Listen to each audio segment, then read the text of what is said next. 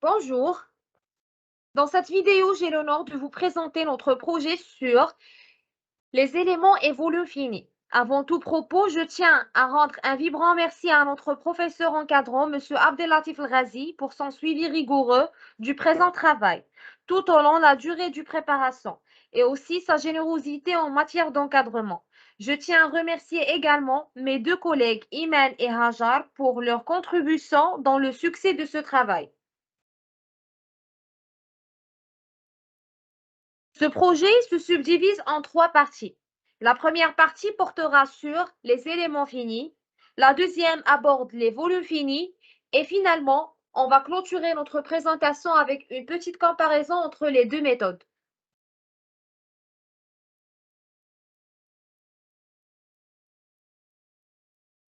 En morceaux élémentaires. Alors, si on divise en morceaux élémentaires l'objet, chaque morceau doit avoir un ou bien spécifique élément.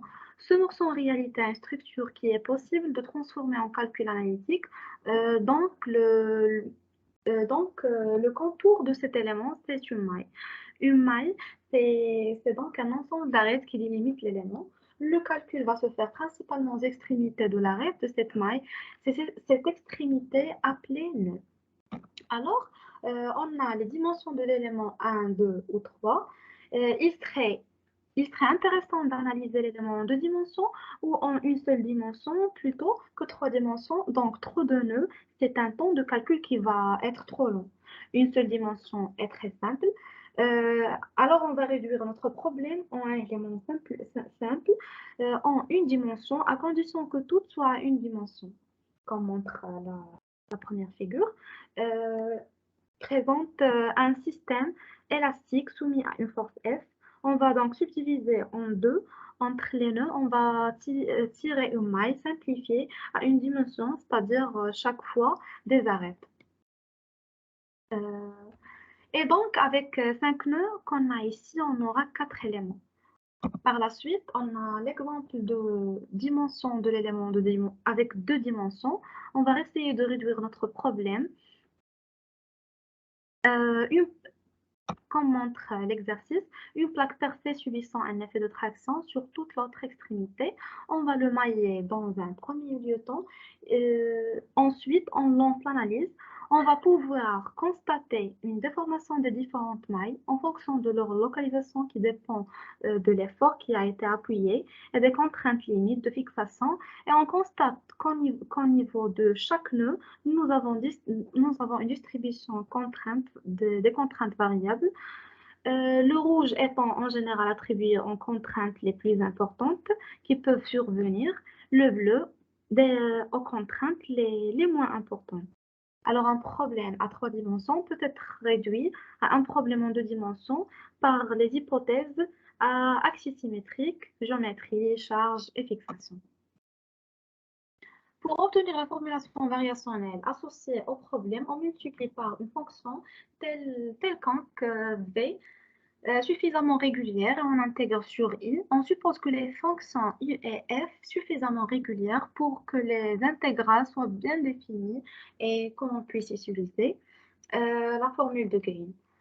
Alors, on trouve cette équation moins l'intégrale de entre 0 et 1, U seconde V de x, D de x, égale à l'intégrale entre 0 et 1, F de x, V de x, D de x.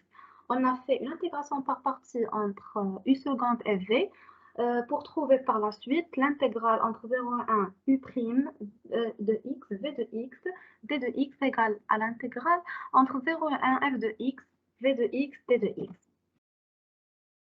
Alors, pour les conditions de l'axe migraine, pour montrer qu'elle est continue, on utilise l'inégalité de Cauchy-Schwarz. On trouve ces équations-là. Par la suite, on a elle est continue. Pour montrer que l'application bilinéaire A est continue, on montre qu'il existe M supérieur strictement à 0 pour trouver par la suite la valeur absolue de A de U et V égale à la valeur absolue de l'intégrale entre 0 et 1 U' de x, V de x, T de x. Alors, on a A est continu. Lorsque M égale à 1, on utilise l'inégalité de Poincaré pour montrer la coercivité de A.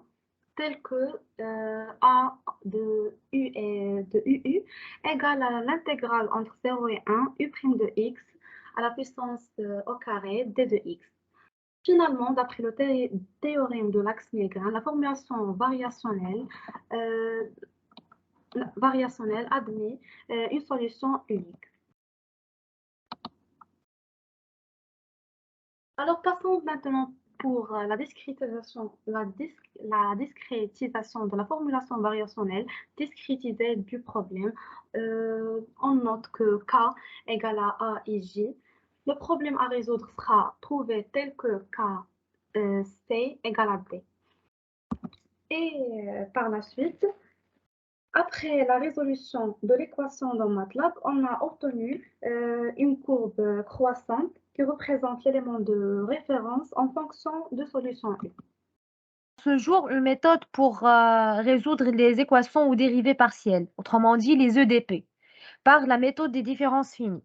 Cette méthode, elle est assez simple, mais elle est mal adoptée à la simulation de géométrie complexe. Malheureusement, la plupart des géométries intéressantes sont complexes. À titre d'exemple, si jamais vous voulez simuler l'écoulement de l'air autour d'une voiture, vous avez besoin de discrétiser l'air autour de cette dernière. Cette complexité se trouve aussi dans le domaine de l'aviation.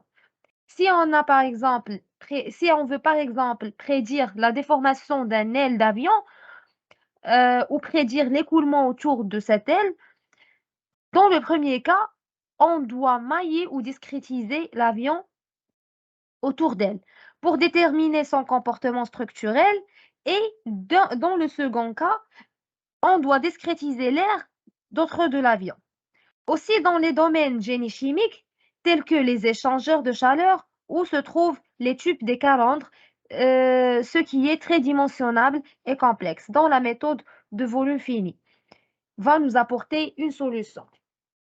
Volume fini, cette méthode nous permet de résoudre les lois de conservation sur des géométries complexes à l'aide de maillages non structurés en 1D, 2D et 3D.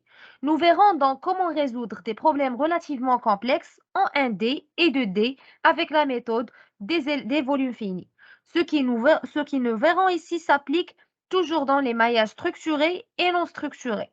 Alors, pour le maillage structuré, c'est tout simplement un arrangement logique entre deux nœuds et chaque nœud a une voisine à droite et à gauche, une en haut et une en bas. Et si on travaille en 3D, une voisine derrière et une voisine devant. Pour le maillage non structuré, il n'y a pas cette connectivité régulière. Un nœud est connecté à plein de triangles. Et aussi, nous verrons des maillage non structuré avec un souci de simplicité algorithmique dans les notions qu'on va voir être généralisables avec les méthodes non structurées. La méthode n'est pas... on passe à la notion du flux. Le théorème de flux divergence nous dit le flux sortant d'un champ vectoriel à travers une surface fermée égale à l'intégrale triple de la divergence sur la région à l'intérieur de la surface. Autrement dit, cela indique que la somme de toutes les sources moins la somme de tous les points dans le débit net à travers une région. Ensuite, on va passer à un exemple de volume fini en une seule dimension. Alors, comme vous voyez ici, on a le système P qui nous représente le théorème du flux ou bien la notion du flux. On a posé KI un intervalle borné entre xi moins 1 demi et xi plus 1 demi. Et à chaque cellule KI, on a associé un point centre. Xi appartient à KI. Et on a noté que HI égale la valeur absolue de KI égale à XI plus 1 demi moins XI moins 1 demi.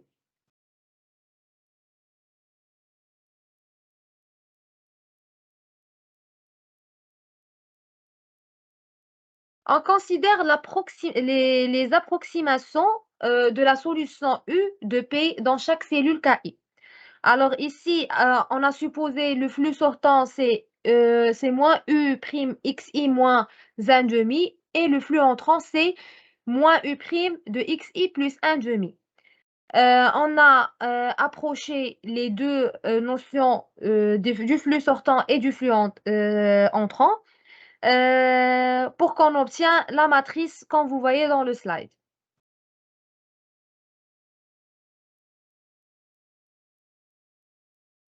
D'après les conditions aux limites qu'on a supposées avec U0 égale à 0 et U1 égale à grand B, on a trouvé les deux valeurs de f. F1 demi égale à moins U prime de 0 égale à 0 et f de n plus 1 demi égale à moins U prime de 1 égale à 0. Le schéma de volume fini est donné par le schéma qu'on vous voyez dans le slide.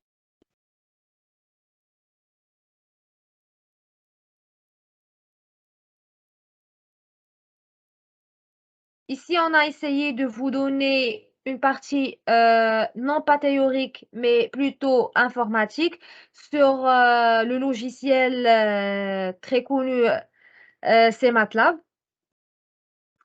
Et ce code, il nous a donné la courbe suivante.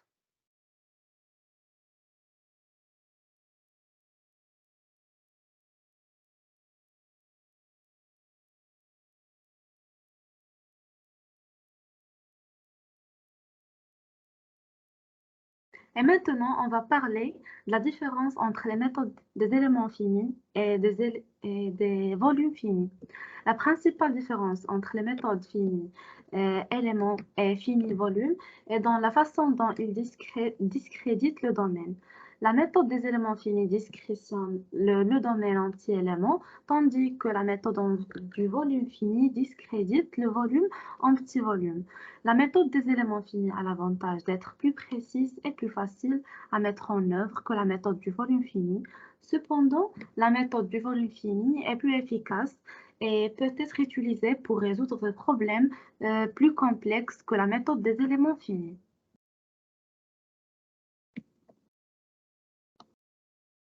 La méthode des éléments finis est une technique numérique utilisée pour résoudre les équations ou dérivées partielles.